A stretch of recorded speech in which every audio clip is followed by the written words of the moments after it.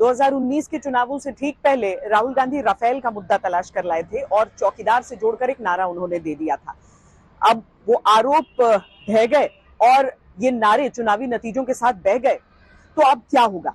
अब अगर जादू और अदानी से रिश्तों की बात के साथ राहुल गांधी सामने आ रहे हैं, तो जनता क्या भ्रष्टाचार के इन आरोपों को स्वीकार करेगी?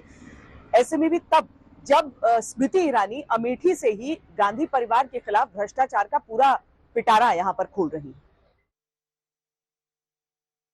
दिया तले अंधेरा, चोर की दाढ़ी में तिनका, उल्टा चोर कोतवाल को डांटे। आज इन सारी हिंदी की जितने भी हमारी प्रोवर्ब्स हैं, उनका एक दर्शन मैंने यहाँ किया है।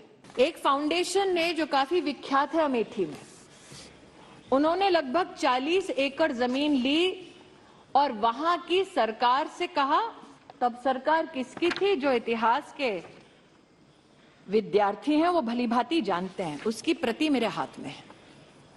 वहां पर यह कहा गया कि आप जमीन दे दो 40 एकड़ हमें और हम अमेठी की गरीब जनता के लिए एक मेडिकल कॉलेज बना देंगे। अब 40 एकड़ जमीन का मैजिक 623 रुपए में।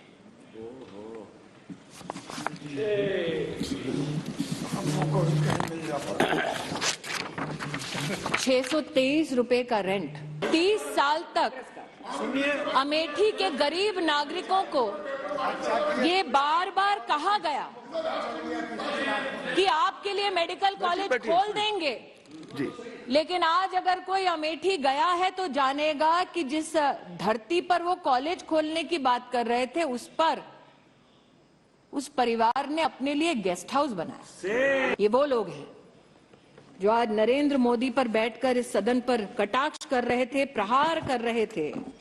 इन लोगों ने एक सज्जन को उस संसदीय क्षेत्र में जहां 50 साल इनका राज रहा, आदमी को मरने दिया क्योंकि उसके पास आयुष्मान भारत का कार्ड था। अगर गरीब की इतनी चिंता है तो पहले सम्राट साइकिल, अद्भुत दृश्य था महोदय। सिर्फ 1980 के दशक में अस्पताल के नाम से झांसा नहीं दिया गया, कहा गया आइए इन्वेस्ट कीजिए, कहा गया आइए फैक्ट्री लगाइए। फैक्ट्री का शिलान्यास करने हम आएंगे, फीता काटेंगे। अचानक फैक्ट्री वो बंद हो जाती है और जमीन फाउंडेशन को चली जाती है। जिन्होंने आज इस सदन में आरोप मढ़ा, वो बताएं कि 40 एकड़ भूमि पर आज भी 623 रुपए क्यों देते हैं? वो भूमि छोड़ते क्यों नहीं और सरकार को वो भूमि लौटाते क्यों नहीं?